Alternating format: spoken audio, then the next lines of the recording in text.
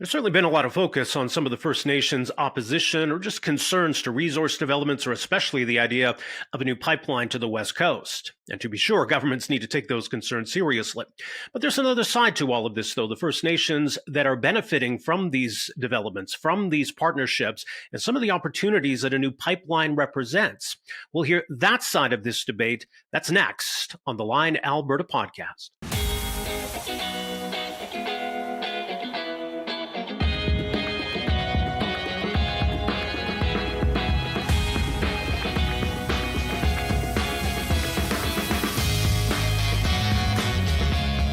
All right, thanks for joining us on the Line Alberta Podcast. My name is Rob Breakenridge. I want to take a closer look at where things are going with this new memorandum of understanding between Alberta and Ottawa and the opportunities that presents, especially when it comes to First Nations in Alberta and across Canada. There's certainly some debate and some division, as we saw recently with the Assembly of First Nations resolution, but there are also communities that really benefit from these partnerships and many First Nations really hoping that we can move forward on these opportunities and partnerships. To that end, very pleased to welcome to the program here this week, Stephen Buffalo. He is president and CEO of the Indian Resource Council, also board chair with the Alberta Indigenous Opportunities Corporation. He's a senior fellow with the Macdonald-Laurier Institute, member of the Samson Cree Nation. Stephen Buffalo, so great to have you with us here. Thanks for having me today, Rob. Appreciate it. A couple of things to get into first. I want to talk about the Indian Resource Council. I know that represents, I think, well over 100, 150 First Nations building these partnerships and these opportunities. Tell us a bit more of the background on this organization and who you represent. Well, the Indian Resource Council been around since like 1983. And at that time, we kind of got a handle on all the activity that's happening all around us as far as oil and gas, conventional oil and gas. Where I'm from, Samson, we found a great big pool, the Bonnie Glen pool, which was kind of a world-class oil field. And it was our introduction to oil and gas. And the organization was created to help the federal government in dealing with us so that we can see some sort of benefit from the activity around. So, now there's not a community in Alberta which hasn't been impacted by oil and gas. Currently working with the federal government under the Indian Oil and Gas Canada, and they're our federal regulator for our oil and gas production. So we're working with them, modernizing regulation and helping with the advocacy to make sure that, we're doing things in the right way. Obviously, the environment is a big key. And of course, it was a key driver for a lot of the communities to create their own wealth, and that back in the day, it was about just collecting royalties, receiving royalties. And now obviously it's advanced to partnerships with industry on the production side, and as well, services that kind of go along with the production. But, the last 10 years have been kind of somewhat slow, due to federal government and what they're proposing and what they're doing, what they've implemented. For the most part, it's still a key driver for a lot of the First Nations. We were able to participate during COVID, a site reclamation program under the federal government in partnership with the province. And, that was really successful in cleaning up abandoned wells and Right. dealing with some of the old aging assets. Companies come and go. And unfortunately, sometimes the remnants is left in our community lands. So I keep telling people our populations are growing, but our land base isn't quite growing as fast. So, we have to kind of utilize every piece of land that we have. And working with the federal government under the Indian Oil and Gas Canada it's a good relationship now. And that we're just trying to accommodate some of our community and the members. So a lot of First Nations back in the day took advantage of what was in and around and in the ground. But now it's about we're looking at some cleanup and looking at other opportunities. Obviously, the pipeline debate and the pipeline discussion is key. As you see, it kind of goes hand in hand. Production, oil, where we're going to move it. So that's where we're at today. It's interesting. You've been involved in this for a long time. To see the evolution over the years where maybe there were missed opportunities for partnerships, or we saw where some projects kind of dropped the ball on that meaningful engagement and building those relationships. But now you look at where things are at. How far have we come? Oh, it's tremendous, where we've come. When I started with the Indian Resource Council 11 years ago, the thought of ownership equity in major infrastructure wasn't even a discussion. But the what I've seen, was organizations and advocacy groups reach out and really try to bridge that gap between First Nations and industry, because I think industry figured out they can't get much done if we're going to take them to court all the time. I'll put a shout out to my friends at the Canadian Energy Executive Association. I've been involved with them for some time now, and they've done some great things with dealing with bridging that gap, and understanding that we're in this together, and that we all have something to benefit if we work together. And it's really quite amazing. In fact, I'll even go as far as looking at this MOU. In it, the Alberta-Canada MOU, right at the top there, it's respecting Aboriginal and treaty right title. So if you wouldn't have saw that probably 5-6 years ago, but now it's in there just because we're all facing issues, and it's a natural resource sector, which I believe 100% that's going to not only help First Nations, but it's going to help Canadians in general. It's interesting. The AIOC is pretty important part of this MOU. And when you look at how do we bridge that gap then, where there's a willingness to find those partnerships, but the equity side or the financing side can be a bit of a gap, right? So where does the AIOC come in here? Well, the AIOC was kind of put there in place. I got to give kudos again to my good friend Jason Kenney, former premier, who started this initiative. And then thanks to Danielle Smith and her government, fully supporting, in fact, giving $2 more billion as far as government backstop. But, it was to deal with the First Nations that had no investment capital. And of course, at the time, the Trans Mountain expansion was on the table. And he wanted to make sure that this happened, that this went, and it's really grown into something big. We've done 9 projects, and we're just under $795 million in government backstop, which equates to about $1 billion and $1.5 billion in the next 40 years that you're going to see revenue go back to the First Nations as owners of the equity of these pipelines and other infrastructure that we've backstopped. And, it was a really game changer. Seeing that the opportunity is coming now back to the nations, I think they're doing a lot of good things with some of the remnants that they're receiving as far as the money. And lo and behold, the other provincial jurisdictions are implementing their own loan guarantee program. And in fact, there's a federal loan guarantee program up to $10 billion in government backstop. So to me, it creates that opportunity. It still puts the First Nations at a point where that they can be part of it. They're putting a little skin in the game, and when you really look at the treaty rights, Aboriginal right and title, the United Nations Declaration rights of Indigenous people, the free, prior, and informed consent, you're seeing that the consent has a bit of a price tag to it. So it's really popular to see nations grasp it. We got a federal budget that was passed, and in it, there's some cutbacks to Indigenous funding in certain programs, which they deem is necessary to do. Yeah. And from our standpoint, well, you're cutting off almost essential services, and primarily, Indigenous Services Canada deals with social issues, but at the end of the day, we have to find a way to generate our own wealth, and right. Kudos to the bands that can do that, can be part of these projects, and now they set a strong precedent. They're talking about these things downtown Toronto, which is a good thing. And the federal government is well aware of what Alberta has done under this Crown Corporation. Yeah, it's interesting. I mean, the employment opportunities that come from these projects, that part of maybe is obvious, but the revenue side, especially having that longer term certainty when it comes to revenue sources, how important is that for these communities? Well, it's very important. There's a lot of things that we go under the Indian Act that doesn't allow us to do things. So 9 times out of 10, we're taking the government to court, a lot of communities. But, the generation of our own wealth is key. There's programming that we want to I've seen in my own community, they want to implement that, the government will not deem as essential funding.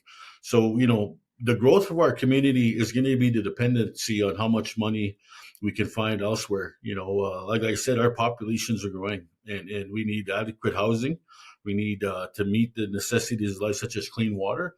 And of course, the education is another big thing. I'm pushing hard to see we can beef up our healthcare. A lot of remote communities are 5 hours away from a hospital. So, Yeah. It's very important that we find ways to kind of generate our own revenue to meet the needs of the community. Rob, you know it as well as I do. There's not a major center in Canada that does not have remnants of social issues with our people in the street. And it saddens me. But some of our people leave and end up downtown of some major center, struggling. And because 9 times out of 10, there's no hope in some of our communities just because it can't grow. And now that we see this opportunity to build Canada, this make Canada a superpower, I think it's our opportunity to kind of be involved, take the right steps, and it'll have some positive ripple effects, creation of jobs, and that's probably the number one thing. And it'll give an opportunity for possible equity ownership, again, to generate our own revenue. That, to me, that's the key. It's not going to be given to us for free. We still have to do our part. And of course, my mantra on all of this is that we have to find that balance between protecting the environment and finding a way to economic development. There's a balance there. We just have to all do that together. Right. And I know we have to look at each project on its own merits, and maybe there are going to be certain projects that don't make sense or certain communities that have concerns about specific projects. But we see this resolution from the Assembly of First Nations, which seems a little more broad when it comes to energy projects in general, or the implication or the perception that First Nations don't want these. What did you make of that resolution, first of all? Well, initially I was kind of shocked and I was kind of disappointed, but they have a process, and is it fair? I don't know. Is it the proper representation? I don't think so. Like when I was there, I seen it going into the room. I seen chiefs outside, networking with other chiefs, and the resolution hit the floor. They had the first and seconder come up and speak. And I had some of our members of the Indian Resource Council sitting, in the areas where the chiefs sit. And the guy just asked, any objections? Within 2 seconds, no objections. Okay, resolution passed. And when I asked some of our chiefs, I said, is that how the process goes? Yeah, he goes, it comes on our phone and we vote yes or no. But if there was someone who objected, it would have came on our phone. But nobody wanted to speak up at the time. One, it was the first resolution of the day. Two, no one wanted to get into a fight first thing in the morning. I don't know, but they didn't want to debate it and didn't want to be pointed out. And is it a true representation? I'm going to have to say it probably wasn't. Mm-hmm. Just because, again, some of our members that here in Alberta are involved in pipeline infrastructure as part owners, through the AIOC. And some of the things they added in there, some of the amendments, I didn't think was right. But at the end of the day, the AFN has a process and they have a resolution that they deem that is fully supported by all First Nations in Canada, which I think is a little bit of misrepresentation there. Yeah, I mean, it's clearly not the case. Obviously, all First Nations are not going to see everything the same way, and that's fine, right? There can be that disagreement or different perception or perspectives, but I don't know, what would you have liked to have been able to present or say to them? Well, obviously, like here in Alberta, since Saskatchewan, a lot of the community members of IRC are heavily invested into the oil and gas sector, and I think it was not really by choices, but because they've seen the opportunity. And a lot of our nation members have done very well, with the activity, made some strong partnerships with big proponents, and that's beneficial. And it's kind of a, how do we fix this? And I think, if I was to say anything is like, well, okay, there's a lot of ways we can come at this. Let's take it from the federal equalization side. What does Alberta do for the country of Canada, and its federal equalization payment it sends to Ottawa? That's always been a question of mine. And as well, are we really Team Canada? It's interesting, the opening comments of our national chief, Cindy Woodhouse, she did mention two things that are really stuck out to me was one, the Trump tariffs, and two was the national GDP. And what happens if we don't build this pipeline? Well, if we don't, we're still feeding our oil and gas to the United States at a huge discount. So we're feeding that Trump government. Secondly, the GDP, well, obviously going to be negatively impacted if we don't build this pipeline. The ripple effects that come from this building this infrastructure is far more greater than, I think what we're dealing with here. We look at the tankers coming out of Burnaby. I've yet to see anything come out to say there's a massive spill. There's tankers going by the islands right now as we speak, and through BC waters along the coast from Alaska going down to. So, are we landlocked? Yeah, we're landlocked. And this will help diversify, who our trading partners are and our markets. If we get world prices for the oil, that's great. I think there's a huge positive ripple effect. The one thing is our people are kind of stuck under this Indian Act for some time. And it's really, how do we get away from that? And I hope to utilize these infrastructure projects to see different changes and not depend on the federal government for money. And I think that's just the way to go. So a lot of things can be argued in regards to not doing this and seeing a resolution such like that. But again, I can fully appreciate the environmental concern. Definitely. If you ever go up there and see how pristine it is, it's unbelievable. And I get it, 100%. But, there's still got to be an avenue to find a way to say yes to, right? And then I think, it's the people along the coast, it's the coastal nations that will help navigate these waters, that'll help read the tides, that'll help understand where there are problem areas that, could cause an issue. We can't do that from here. The one thing I can do, teach them about pipelines, teach them about conventional oil and gas, and maybe that's something we need to do. So I hope someday we sit down and then be able to kind of share, what we hope to see and to understand from their perspective, is there a way forward? Is it your sense that the federal government understands these issues? I mean, the memorandum of understanding itself, I think, is pretty encouraging. But I know they're sensitive around these issues as they probably should be. But do you think this resolution maybe slow things down or makes the federal government a little bit hesitant?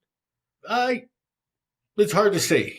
Do I trust? I don't trust anybody. But right now, I just know that our premier, Daniel Smith, wants to build this pipeline. And again, like I said, some of our members are partners with proponents and industry partners to be part of this production. You got to remember too, as well, there's pressure in the Treaty 8 bands in up near the development. They're dealing with some environmental issues, tailing ponds and stuff like that. So we have to make sure that they're on side. And it's really hard to say. We have a prime minister that wrote a book called Values. That's right. And then what he said in there is keep it in the ground. So I don't know. It's really hard. Maybe you would be able to tell us a bit more about that. But ultimately, what's more important right now? We have needs for hospitals. We have needs for more schools.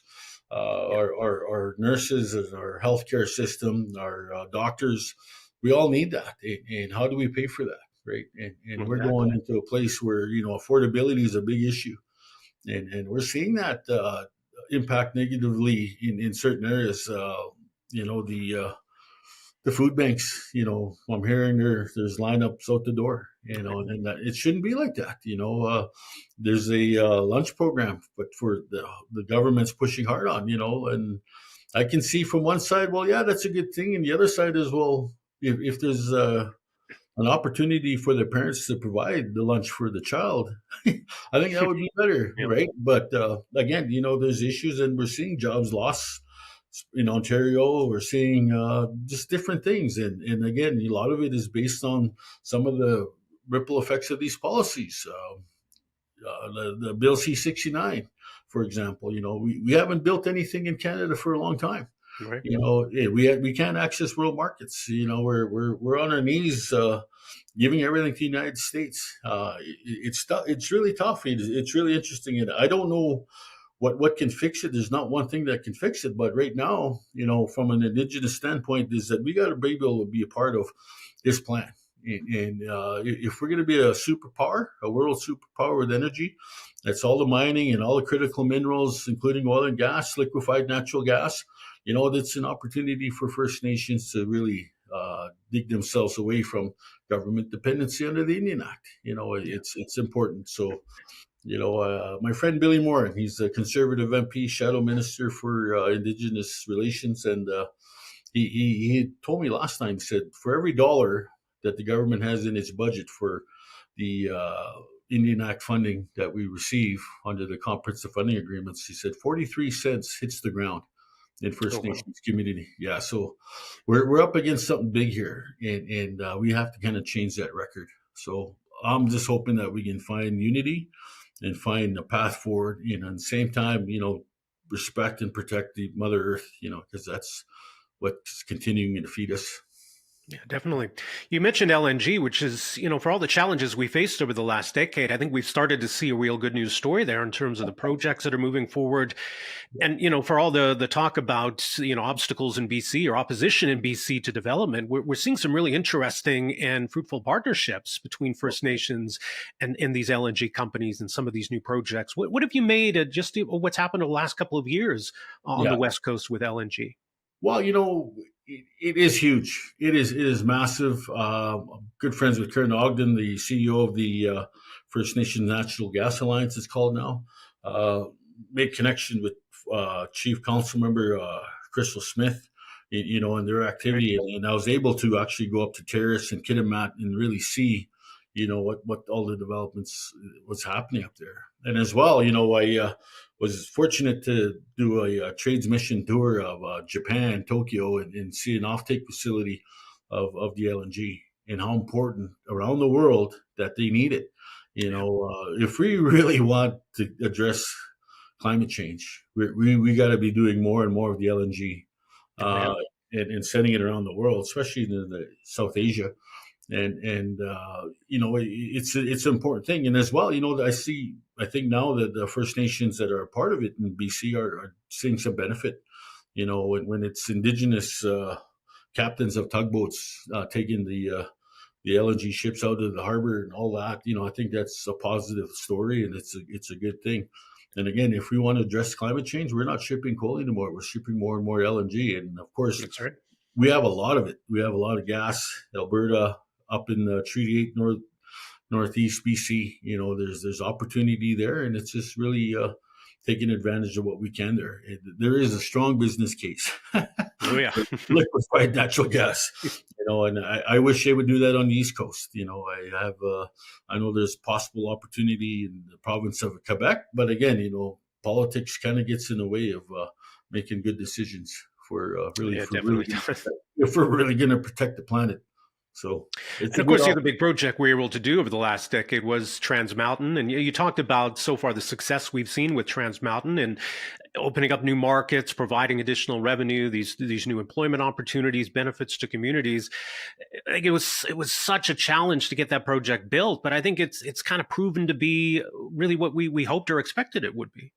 Oh, for sure. The impacted nations are involved in it, and I think, it sets some sort of precedent. And honestly, we're going to take a lot of the things that that were done bad and make them better.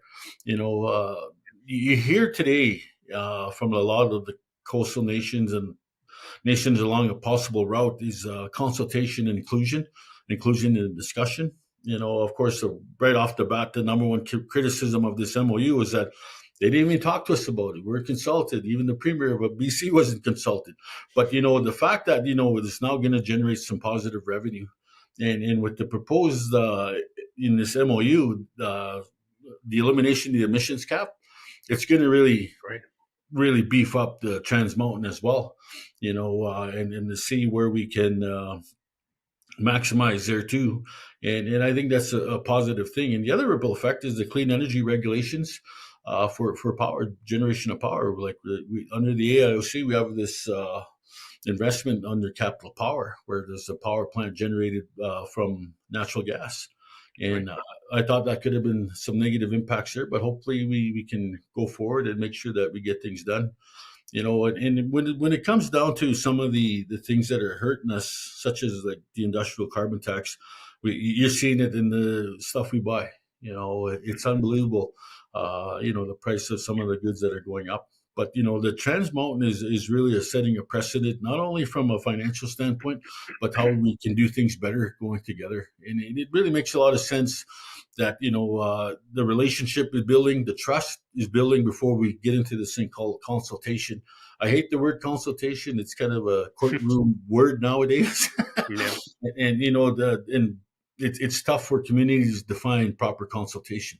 Because there might be someone come out of the woodwork and say, "Well, I wasn't consulted," and then we're held up again. I think we got to kind of formulate that to meet the needs of the province and to meet the needs of industry, so that they feel comfortable that when there is dialogue about certain projects, that they meet a certain threshold to make things move forward, not backwards.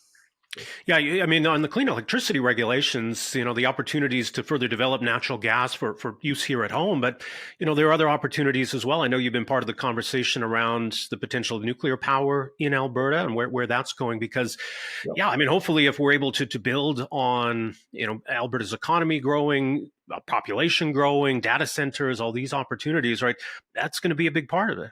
Oh, for sure. Where we can get this power from. Yeah, And exactly. I think we proved that, the solar panels and wind turbines, they can contribute, but it's not nothing we can rely on. But the nuclear is definitely interesting, but it's going to take a long time before we get there. The AI data centers, of course, I think we'd probably have to look at the gas power to make sure that those operate properly. And it's amazing the time and place we're at in today's world of the expansion of technology and what we can do, and of course where are we getting the power to generate and keep these things going. So I think it's very important that those regulations are addressed to meet the needs of the people. It's just a lot of work, but it's a bit down the road in my view. And then as long as we're starting to prepare for it, I think it's a good thing. So let's just circle back to the MOU and the potential of this pipeline project. Still a lot of work to do, obviously, some really encouraging first steps. What needs to happen from here? Where does this all go from here? Well, currently right now, I think the province of Alberta is doing some relationship building. They've reached out to a couple of the coastal nations and really trying to create some sort of relationship to at least talk about it. And from our vantage point, from the Indian Resource Council, we've done these symposiums and talked about, the conventional oil and gas. And we've even gone on and done a symposium on pipelines and what that all entails. And I think if it is anything that we can contribute is if we're welcomed to go along the coast and talk about, one, the permitting process of a pipeline, two, the construction, and the new technological advances that we have in pipeline, and the technology that is there to kind of really give messaging to if there's any breaches or anything like that. The second is, how do we build this thing? What are the job opportunities there? Lastly, where does the money all go? When there's something in this pipe, where's it going? And then I think that's probably one of the biggest discussions that we have to have. If you're being proposed being an equity owner, you want to make sure that you see where things are going. And then as well, they can teach us a lot too. The coastal nations can teach us about the ocean in areas of protection. And of course, we do not want to jeopardize or ruin anything that is pristine to them, such as rivers, any possible lakes as well. The ocean, I was told in 2016, that's my dinner table. Don't ruin it. And BC Elder gave me a traditional halibut fish hook, which I still have. So, that's a reminder to me that we have to find that balance, again, but it starts with building that relationship, building that trust. And yeah, I'm going to be upfront and forward and say, we need this pipeline. We need this pipeline for not only your people, but for the people in Canada that want to be a part of it.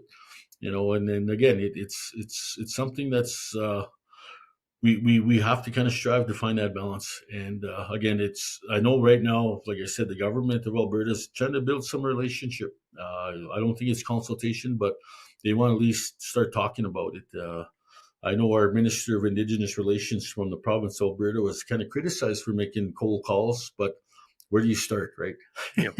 And it's tough, but you got to trudge along, and I think they're forming some good alliances to at least talk about it, which is the good way. Absolutely. Well, such an important moment. We'll see where it all goes from here, indeed. We'll let people know much more at irccanada.ca. That's the Indian Resource Council, and the AIOC.com, the Aboriginal or the Alberta Indigenous Opportunities Corporation. Stephen Buffalo, really appreciate your perspective, your insight on all of this. Thanks so much for joining us here.